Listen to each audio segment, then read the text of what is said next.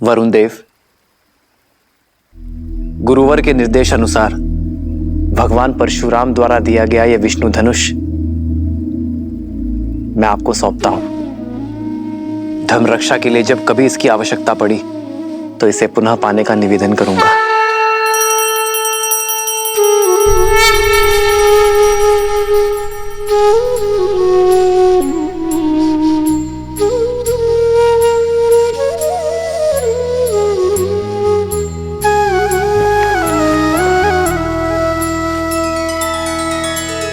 वरुण को सारंग सौंपा, शस्त्र से ना मोह है। लोभ शक्ति का नहीं, जनहित ही पावन योग है। पुरुषार्थ करके विजय पाना, पथ है सबसे पावनम। नर को ये संदेश देते, धनुष तज नारायणम।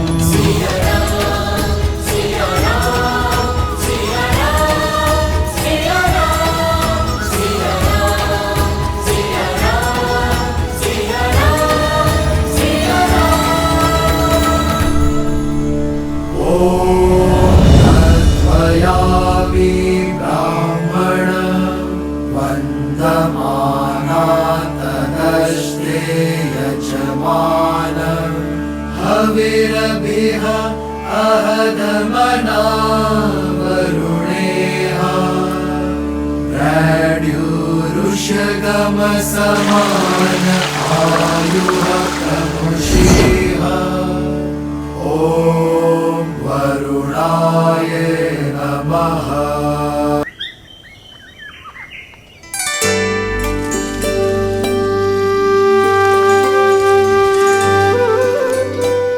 भैया, मिथिला कितनी सुंदर नगरी है ना। और आपको तो कुछ अधिक ही सुंदर लग रही होगी जब से स्वयंवर हुआ है तब से। अंतर है लक्ष्मण, पहले मिथिला मेरे लिए नगर था, पर अब घर हो गया है।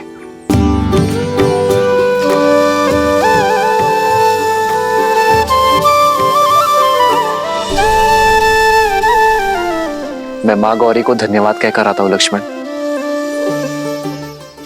देवी सीता को पहली बार यही देखा था। जी भैया।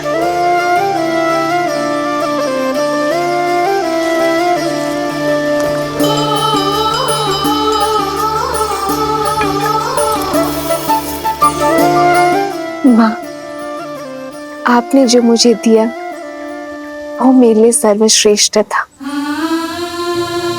वो दिया जो मेरे मन में था। आपको मन से धन्यवाद करने आई हूँ माँ। ये आपके आशीष का प्रताप है कि स्वयंवर में एक पल के लिए भी निराश नहीं हुई मैं। धन्यवाद माँ। माँ का आशीष दोनों पर है,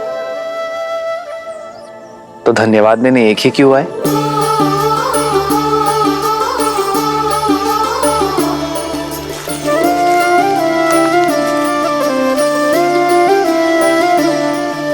आपका धन्यवाद माँ।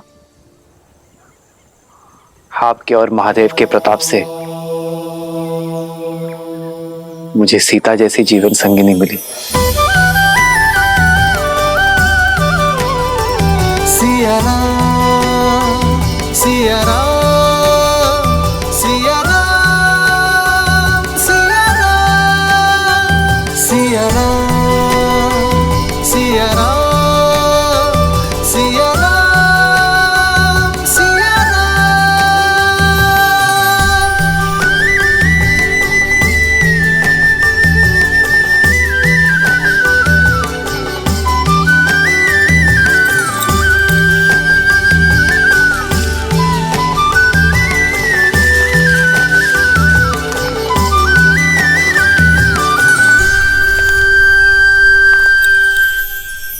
आप मेरे चरण स्पर्श क्यों कर रही?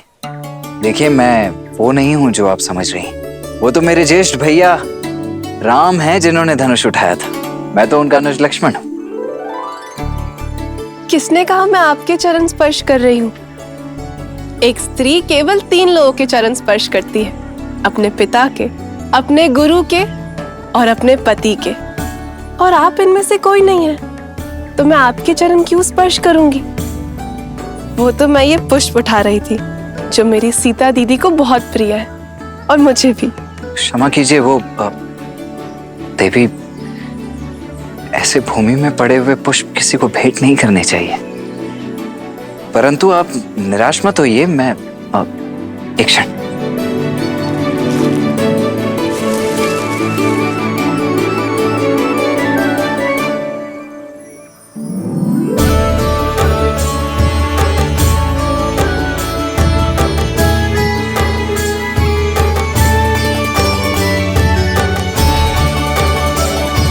आपके लिए नहीं है, भाभी मां सीता के लिए।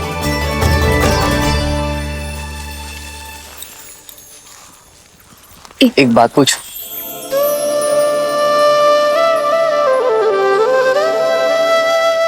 पहले आप। नहीं, स्त्री होने के नाते प्रथम अधिकार आपका है। जो आज्ञा।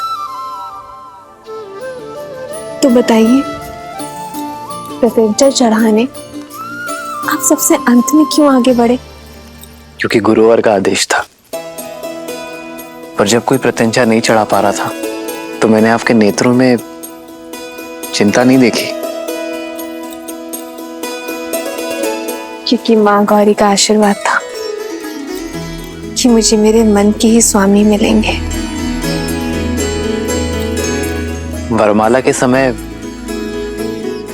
आपके नेत्रों में एक भाव था, जैसे आप जानती थी कि वरन हमारा ही होगा। क्योंकि आपकी विनम्रता और करुणा का संदेश आपकी मिथिला आने से पूर्व महादेव का संकेत बनकर पहुंच चुका था। यदि गुरुवर हमें मिथिला ना लेकर आते तो लाना पड़ता, क्योंकि भले ही वो ब्रह्म ऋषि है, पर महादेव के चयन और गौरी माँ के आशीर्वाद के आदेश के परे नहीं। बिना मुझे जाने मुझ पे इतना विश्वास? भूमि से उपजूं आर्य, एक झलक से समझ जाती हूँ कि किसके हृदय की भूमि में विश्वास का पौधा उपजेगा। महाबली लंकेश ने जब प्रयास किया था, उस समय भी भय नहीं लगा आपको? नहीं, क्योंकि 8 वर्ष की आयु में मैंने वो धनुष उठा लिया था। भली भांति जानती थी कि उस धनुष को कोई बाहुबल से नहीं उठा सकता। पर उस राक्षस की आंखों में मैंने अपमान की लज्जा देखी, हार की खींच देखी। उसकी आंखों में मैंने अपने लिए एक गुलशन चाह देखी। क्या देवी उससे चिंतित है? अब नहीं, क्योंकि आप मेरे साथ हैं। विश्वास है कि जब तक आप मेरे साथ हैं, कोई मेरा अनिष्ट नहीं कर सकता। आपका ये विश्वास इस राम को और दृढ़ बना रहा है देवी। मैं धन्य हुआ कि मुझे जीवन संगिनी नहीं, जीवन दर्शिनी मिली है।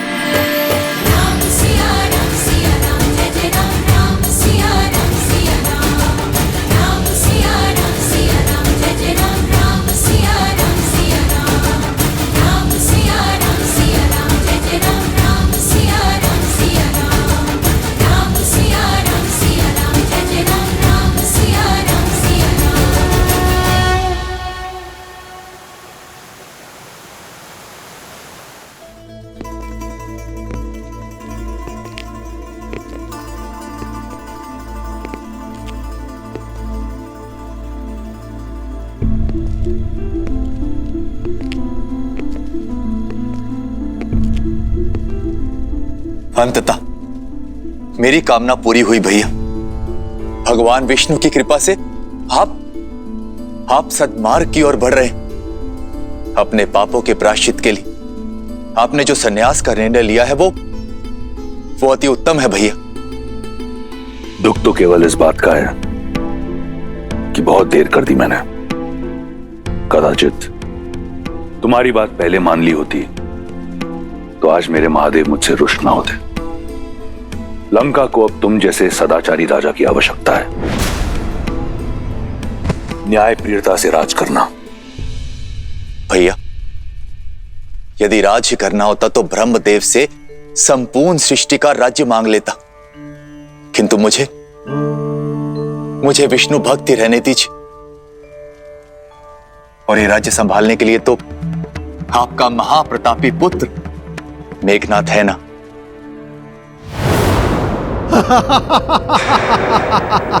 अद्भुत लग रहा है। लंका में विदूषकों की सभा हो रही है।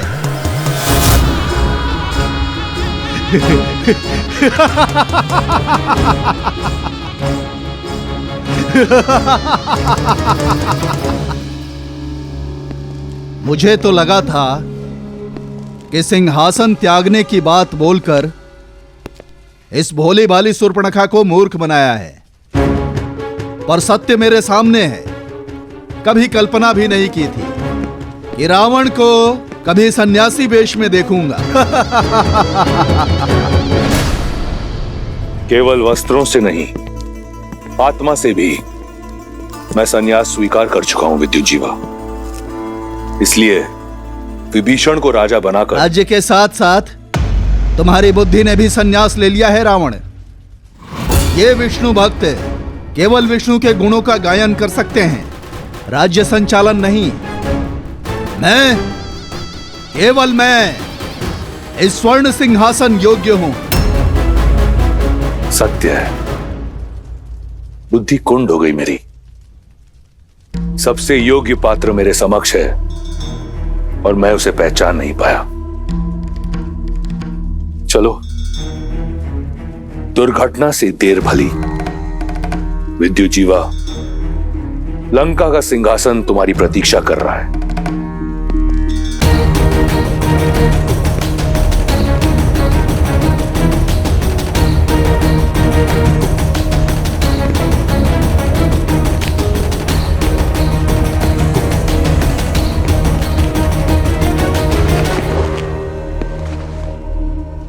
तुम मेरे साथ छल तो नहीं कर रहे ना रावण? एक सन्यासी पर ऐसा लांछन मेरे बहनोई।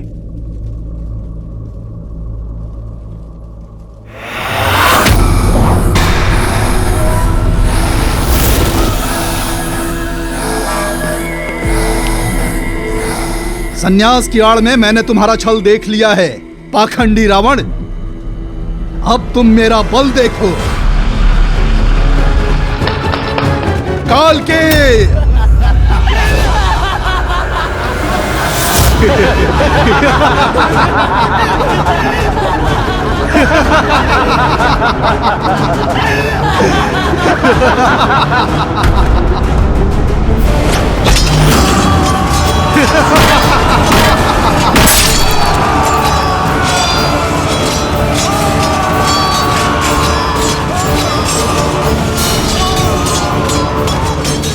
बंदी बना लो इसे। हमारे व्यू में फंस गया है ये दशानन। लंका मेरी, व्यू मेरा, फंसे तुम सब हो विद्युत जीवा। शनि जिसके चरणों का दास, उसका सिंहासन पाने की आस असंभव है विद्युत जीवा। आज लंका की स्वर्ण आभा में तुम सबके रक्त की लाली की आभा होगी। हर हर महादेव।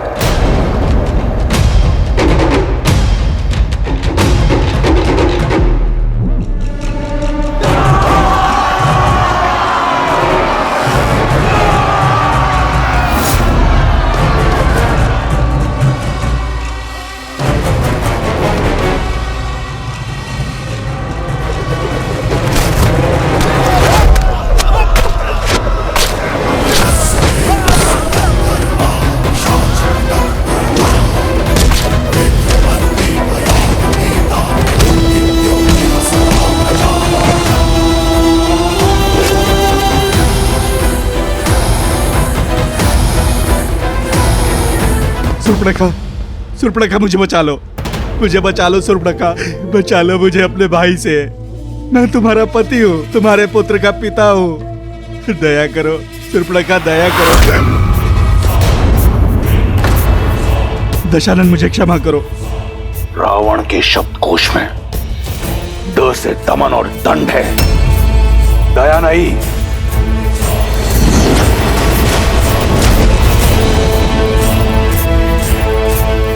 क्षमा दशानन, क्षमा कीजिए दशानन, ये केवल एक उपहास था।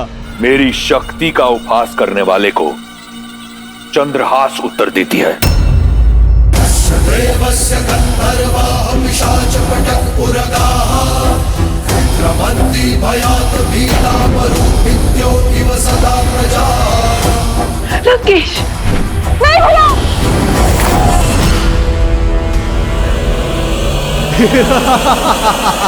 मुट्ठी भर दैत्य कालकेयों को मारकर स्वयं को सर्वशक्तिशाली समझ रहे हो मूर्ख दशानन। माया युद्ध के महारथी विद्युत जीवा से नहीं जीत सकते अब तुम। अपनी माया से जब चाहे पाताल लोक जाकर अनगिनत मायावी कालकेयों को ला सकता हूँ मैं। राक्षसों की रक्षा के लिए वयम रक्षम का नारा भूल जा, अपनी रक्षा की सोच।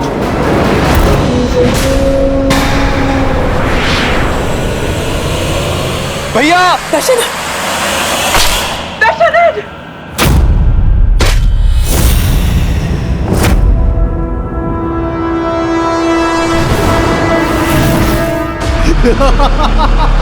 और सुर्पणखा, तुमने अपने पति से घात किया है, अपने पति को मरवाने की चेष्टा की, किंतु मैं अपना वचन अवश्य निभाऊंगा। तुम्हारे भाई को मारकर तुम्हें बनाऊंगा लंका की पटरानी। मैं चला पाताल लोक। पाताल में छुपो या रसातल में, तुम मुझसे बच नहीं पाओगे विद्युत जीवा।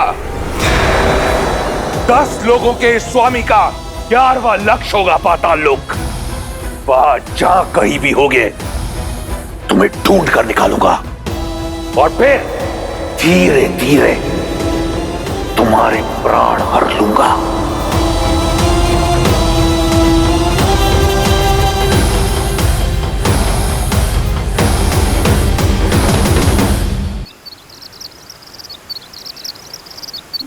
दूतों ने सूचना दी है लक्ष्मण, पिताश्री किसी भी क्षण आते ही होंगे। हमें देखकर पिताश्री कितने भावुक हो जाएंगे ना भैया। देखिए, कदाचित पिताश्री आ गए।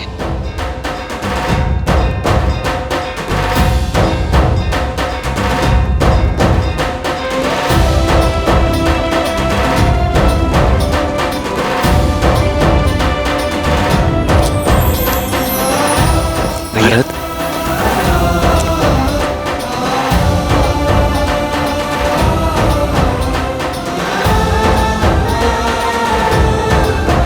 भरत,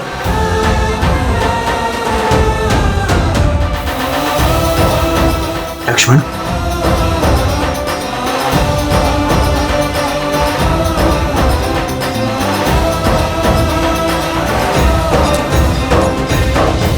भरत, इतना शीघ्र?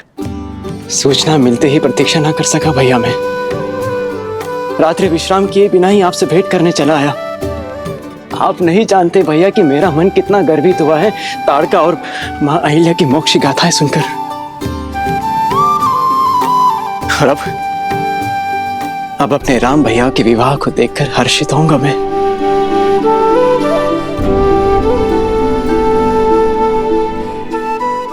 और मेरा मन तुम्हें देखकर हर्षित हो रहा है भरत।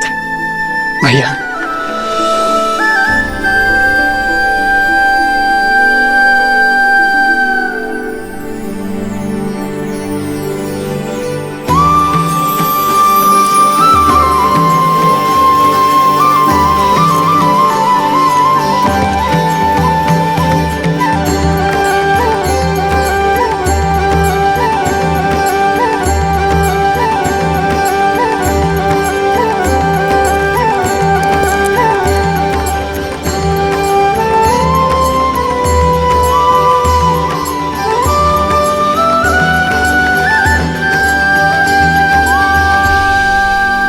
श्री राम और देवी सीता के विवाह की पावन बेला निकट आ गई है। अयोध्या वाले मिथिला पहुंचने वाले हैं। हम कब जाएंगे महादेव? लक्ष्मी नारायण के शुभ विवाह के साक्षी बनने। देवी, उस विवाह के साक्षी तो हम बहुत पहले ही बन चुके।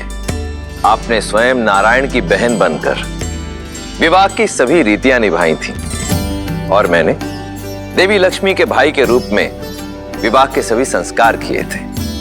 भूल जाती हैं आप।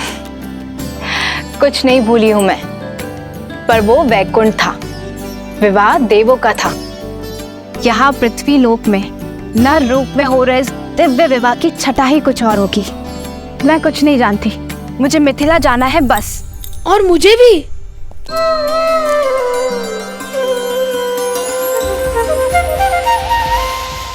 बड़े दिन हो गए, भरपेट स्वादिष्ट भोजन नहीं खाया।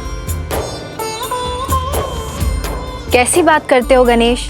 हर पूजा अनुष्ठान में सबसे पहला भोग तुम्हें ही तो लगाया जाता है। उसे भोजन कहते हैं आप? मेरी दाल भी गीली नहीं होती उससे। मनुष्य बड़े छली है माता, भोग का नाम लेकर तनिक सा मेरी सूंड पर लगाते हैं और प्रसाद कहकर स्वयं डकार जाते हैं। पर यहाँ विवाह में साक्षात मन चाहा मन भरकर खाने का अवसर मिलेगा ना? देवी, हमारे पुत्र का कथन सर्वथा उचित है। तो ठीक है, हम सब चलेंगे श्री राम और सीता के विवाह में, परंतु मनुष्य रूप में। हमें भी इस विवाह का साक्षी बनना है प्रभु।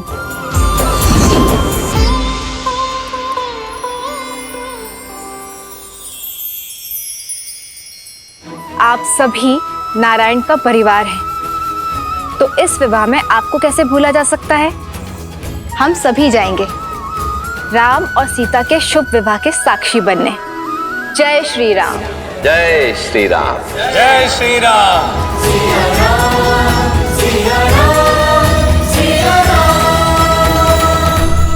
दशरथ नंदन श्री राम की, शिव धनुष भंजक श्री राम की। दशरथ नंदन श्री राम की जय। शिव धनुष भंजक श्री राम की जय। दशरथ नंदन श्री राम की, शिव धनुष भंजक श्री राम की। दशरथ नंदन श्री राम की जय। शिव धनुष भंजक। पिताश्री,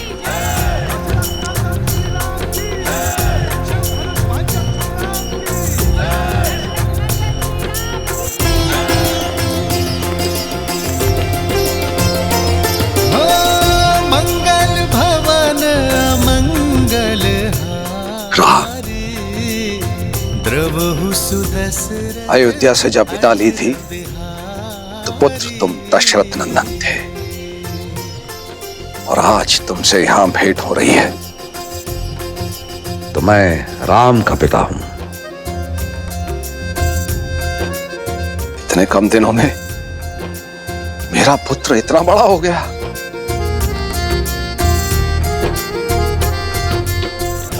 मेरा राम। आपकी चरणों की धूल के स्पर्श से ही ये सामर्थ्य पा सका हूं पिताश्री। इनका स्पर्श मुझसे आप भी नहीं छीन सकते। रघुकुल रीत सदा चली आई, प्राण जाए पर वचन न। पुत्र, तुम्हारा स्थान मेरे चरणों में नहीं, मेरे गले लग जाओ पुत्र।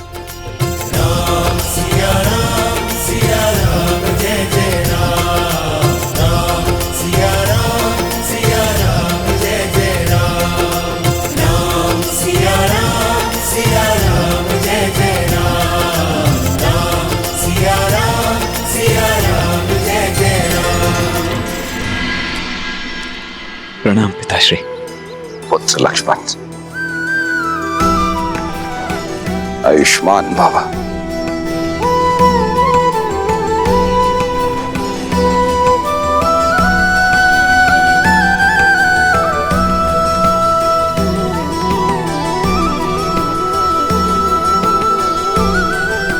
प्रणाम।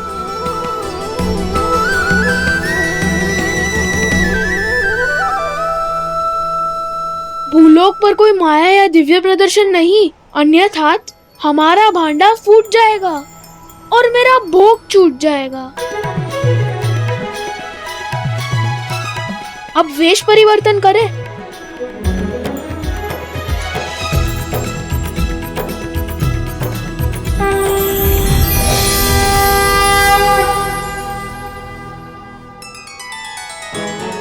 देवी सरस्वती और नंदी, संगीत का कार्यभार आप संभालेंगे।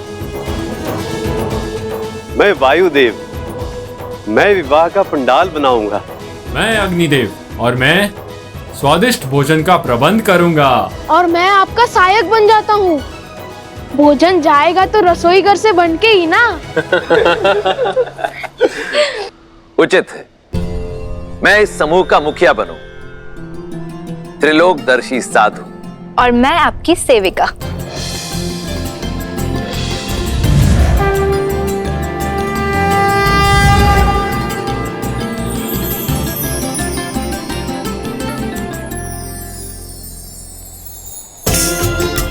चलिए, प्रस्थान करने का समय हो गया है।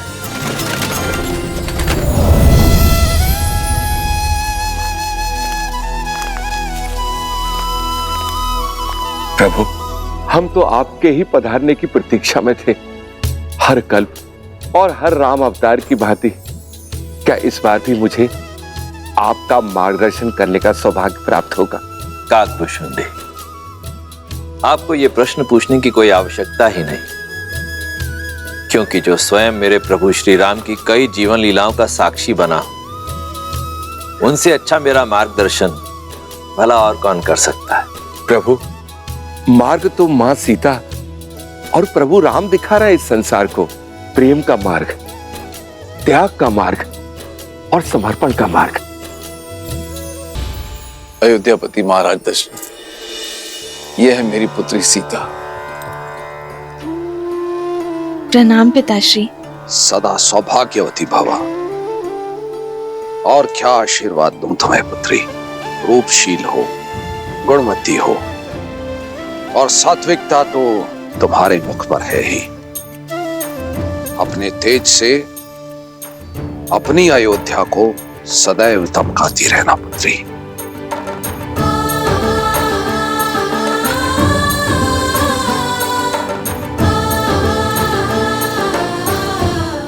राम, तुमने गुरुओं से सीखी सारी योग्यता लगा दी है इस चैन में। विराजे।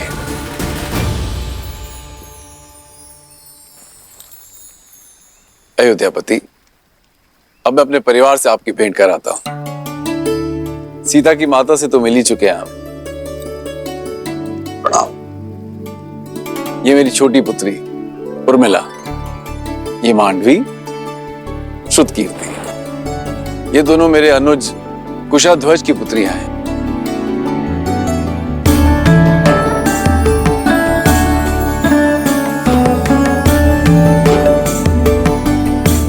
महाराज, यदि आपको कोई आपत्ति ना हो तो क्या मैं आपसे एक प्रश्न पूछ सकता हूं?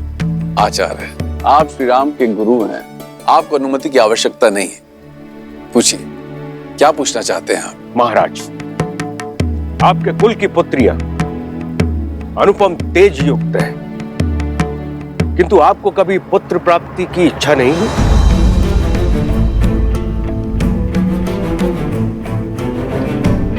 या फिर कभी इस बात का भय नहीं सताया कि आपकी मृत्यु के बाद आपको तर्पण कौन देगा, या फिर आपके लिए स्वर्ग का मार्ग कौन बनाएगा?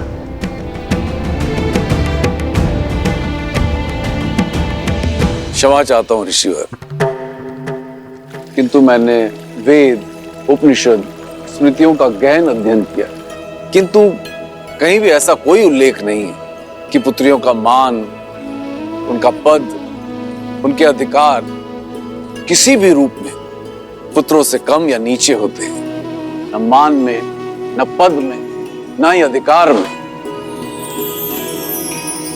मेरी पुत्री सीता ने केवल मुझे ही नहीं, अपितु मिथिला को भी एक नया जीवन दिया। बंजर भूमि में अमृत की बूंद बनकर उभरी मेरी पुत्री सीता। जिस पुत्री ने मिथिला को नरक से बचाया, उस पुत्री के होते मुझे स्वर्ग की क्या चिंता ऋषिवर।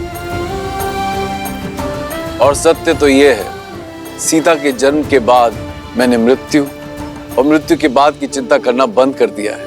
अद्भुत, अद्भुत मिथिला नरेश। आज मुझे मेरे एक और प्रश्न का उत्तर मिल गया। किंतु महाराज, मैं ठहरा नास्तिक और लोगों का यह मानना है कि मुक्ति जो है पुत्र प्राप्ति के बाद ही होती है। कदाचित मेरे मुक्ति के मार्ग के लिए ही महादेव ने मुझे एक योग्य पुत्र दे दिया है, मेरा जमाता राम।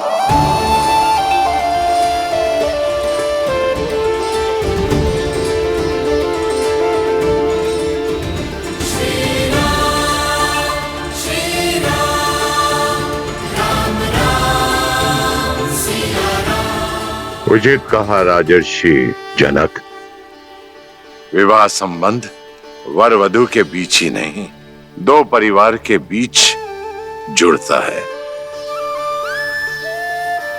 राम अब आप ही का पुत्र है।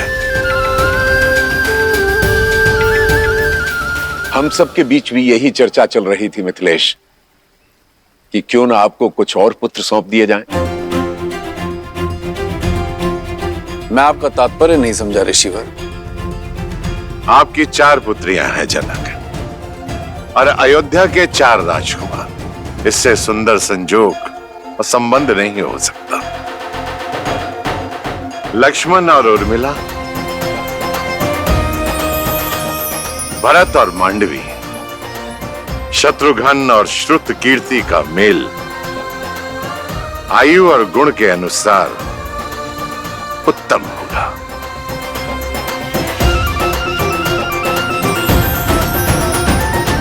आपका क्या विचार है इस विषय में अयोध्यापति?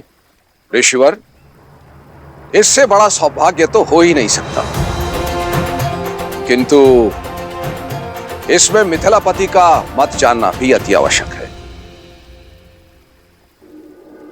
मेरे कुल की 4 पुत्रियां सूर्य वंश के आंगन में जाएं, इससे बड़ा सौभाग्य मेरे लिए और क्या हो सकता है अयोध्यापति।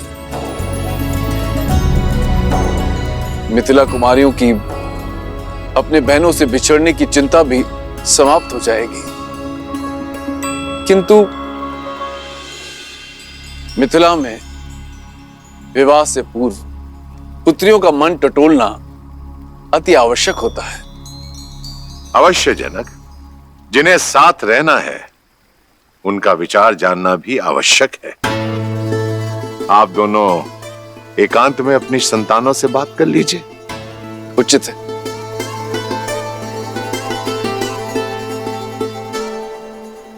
बोलो अनुज, प्रसन्न हो?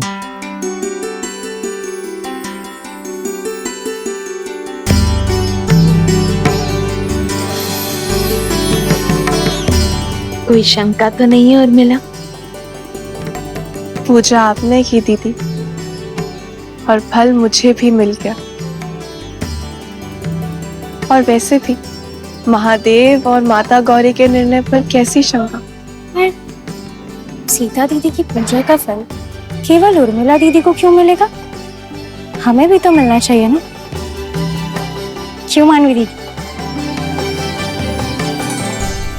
कितनी बार निवेदन करूंगा भाई, अयोध्या से संबंधी पधारे हैं। कुमारी जानकी के विवाह तक कोई भीतर नहीं जा सकता। आप लोग के भोजन का प्रबंध उधर उस पंडाल में किया गया है।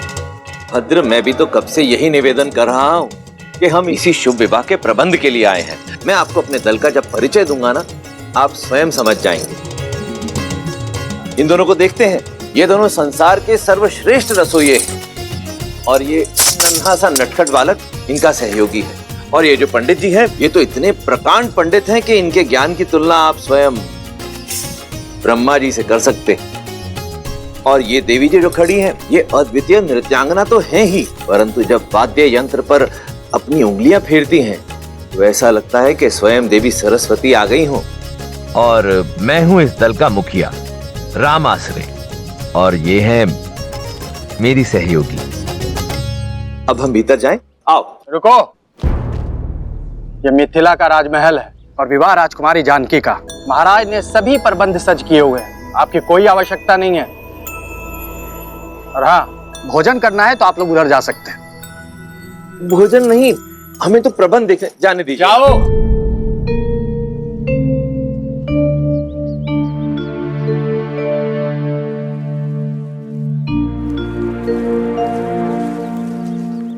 अब क्या करेंगे? प्रभु, मुझे आज्ञा दें। उचित है, आप जाइए। जी। मुझे भी आज्ञा दीजिए प्रभु। अब आपको किस बात की आज्ञा चाहिए? और कितनी देर प्रतीक्षा करें प्रभु? मैं अदृश्य बनकर वहां चला जाऊं? अदृश्य होना तो हमको भी आता है वायुदेव, पर दिव्य शक्ति प्रयोग नहीं करनी ना। गणेश, अदृश्य होकर बहना मेरा अधिकार है। और सबसे पहले भोग ग्रहण करना मेरा अधिकार है। मैं चलूं पिताजी? कोई कहीं नहीं जाएगा, सब यहीं प्रतीक्षा करेंगे। मैं कुछ सोचता हूं। जो भी सोचना है शीघ्रता से सोचिए, भूख से मेरा पेट दर्द कर रहा है। मेरा भी भूख के मारे जान जा रही है।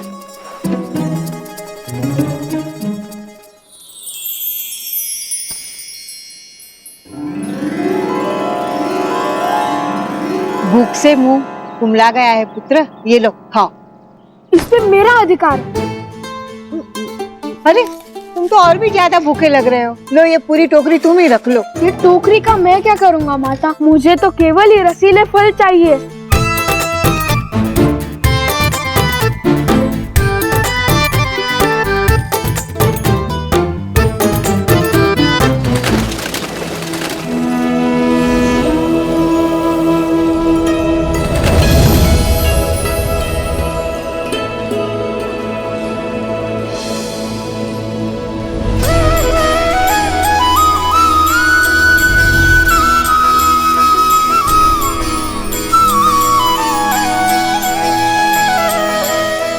मिथिलापति, मेरे चारों पुत्र विवाह के लिए सज्ज हैं राजऋषि। मेरी पुत्रियां भी महाराज।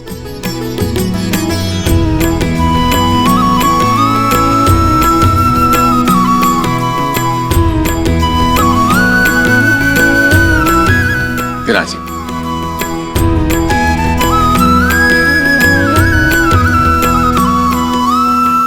तो राजगुरु सतानंद, आज्ञा गुरु जी।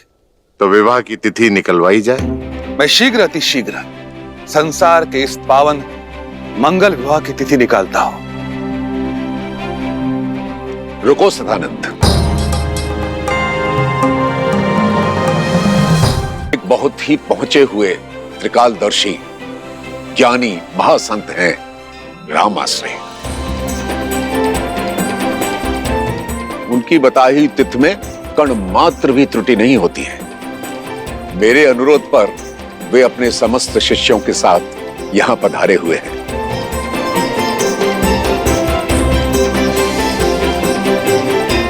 मैं देख सकता हूं वो अपनी साथियों के साथ महल के द्वार पर प्रवेश कर चुके हैं।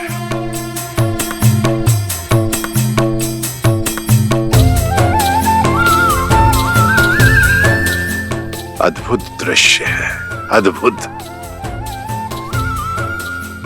राम के विवाह की तिथि राम आश्रय निश्चित करेंगे। राम, जाओ जाकर उन्हें ससम्मान अंदर ले आओ। जी आचार्य। पुत्री सीता, उनके साथ उनकी एक सेविका और कुछ साथी भी हैं। उनका तुम स्वागत करो, मंगलमय होगा। जो आगे।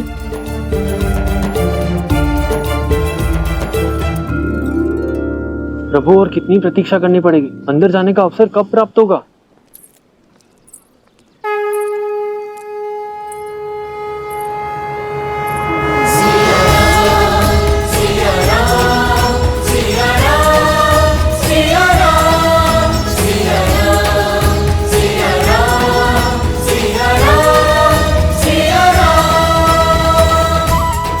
हम सबकी प्रतीक्षा समाप्त, क्योंकि हम सबका स्वागत करने के लिए स्वयं नारायण और देवी लक्ष्मी पधार रहे।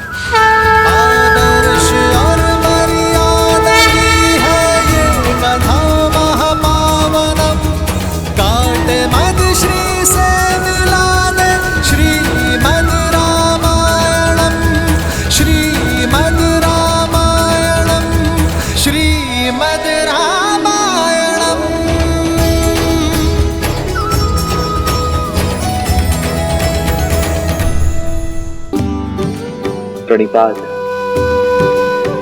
त्रिकालदर्शी राम आश्रय। इस राम आश्रय के तो भाग्य खुल गए कि स्वयं श्री राम उसे लेने के लिए आए।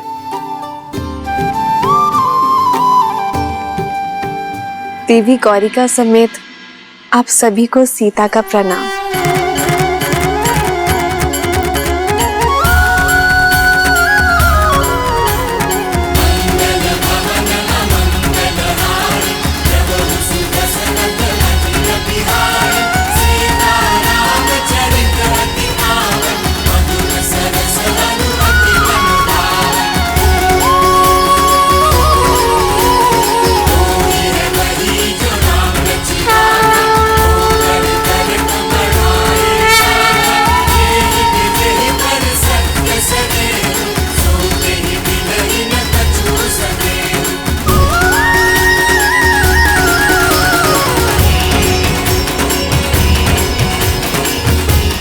ये राम आश्रय आपको केवल ये भस्म ही दे सकता है, कृपया स्वीकार करें।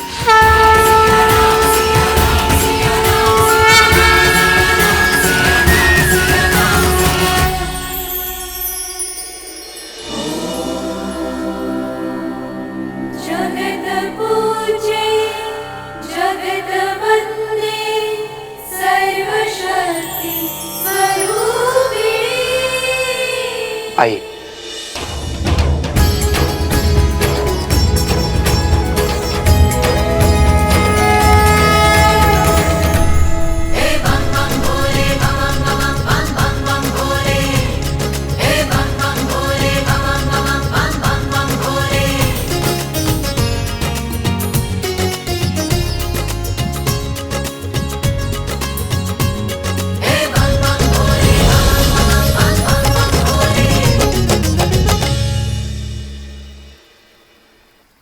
महाराज, ऐसी माया तो बहुत से लोगों के हाथ में है, किंतु क्या ये केवल मनोरंजन के लिए है या फिर इसका कोई और अर्थ है?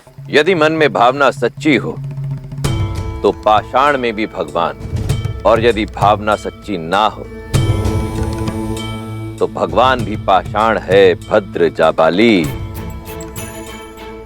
परंतु आप तो नास्तिक हैं, इसलिए इस तथ्य से अनभिज्ञ हैं।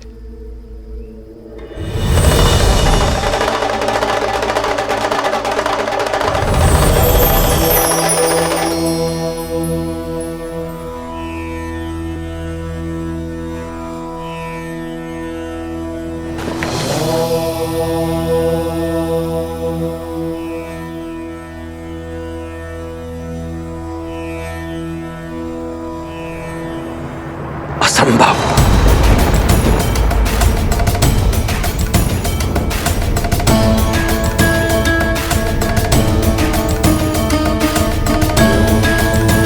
कोई समस्या है महाशय?